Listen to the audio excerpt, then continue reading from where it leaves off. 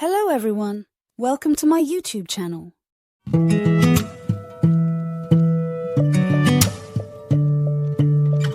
In this video, we'll show you the secrets that you shouldn't know about back pain, how it starts.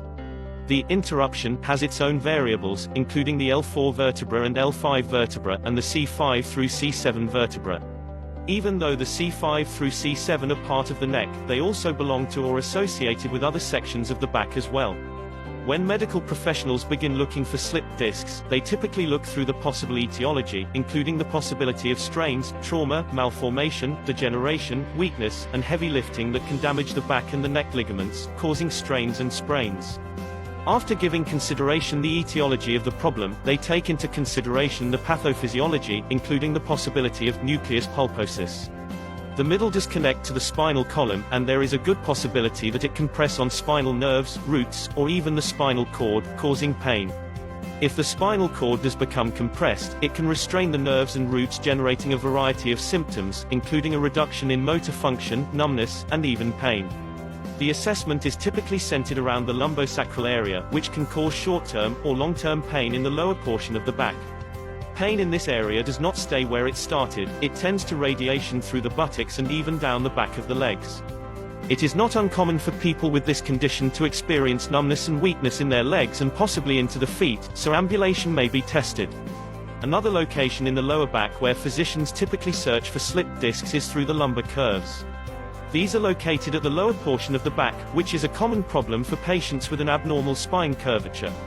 When the cervical vertebrae are considered, the symptoms are very different. Doctors look for rigidity in the neck, numbness in the arms, weakness, and possible tingling in the fingers and hands. If the pain radiates down the arms and into the hands, there is an evaluative focus on a possible slipped disc in the neck. Because the cervical vertebrae are so close to the origin of the spinal cord, there are other symptoms that may accompany the ones previously mentioned. Weakness can develop in unlikely locations, such as higher portions of the neck and even at the base of the skull. Testing. When physicians are considering a back pain problem, they will perform a physical examination, and possibly a series of physical tests. These tests may consist of basic tendon reflexibility, EMG X-ray, cerebral spinal fluid tests, MRI, or CT scans. The results of these tests may be compared to results from previous tests to determine if there are any structural or inflammatory changes. Through the use of EMG scans, your doctor may be able to determine whether there are spinal nerves involved in the irritating factor. X-rays can be used to determine if there is any narrowing or expansion in the disc space. A myelogram may be used to determine whether there is any compression of the spinal cord. This is typically performed in the case where a patient reports numbness of the extremities. How slipped discs are managed. At the first sign of back injury, doctors typically provide pain relief management. This allows the patient some comfort while the doctor isolates the reason for the pain. The pain management regimen will depend on the patient's history and metabolic variations.